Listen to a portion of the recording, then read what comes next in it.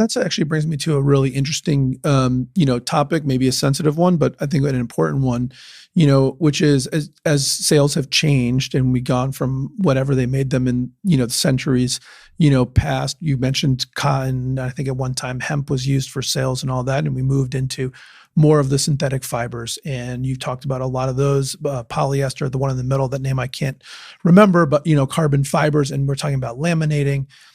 As we're saying all these things, and you've obviously now talked about even an air cleaner, a lot of you think about is what's the environmental impact of all these types of materials, right? These man-made manufactured materials. How do you think about the environmental impact, and how does Dimension-Polyant think about it?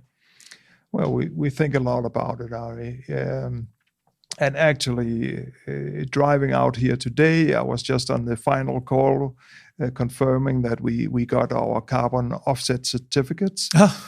So we are officially carbon neutral in the 2 manufacturing plants of Dimension-Polyant, the one in Germany and also the one in Connecticut.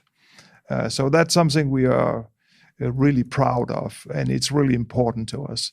You can imagine we are sailors, we are outdoor people, we love to be out in nature, we love to be out in wind, and we don't want to pollute. So we are proud of offsetting. Of course, we have some activities, and that's what we offset by buying certificates, offsetting what we do pollute. As a nature of simply having a heating device in our plant that use natural gas, that we offset. So the next phase after we have taken this first and very important step is to see, okay, how can we now reduce? Because now we have numbers on it. Now we have metrics. And we will measure ourselves and our success. And the next steps is not just to offset, but to reduce.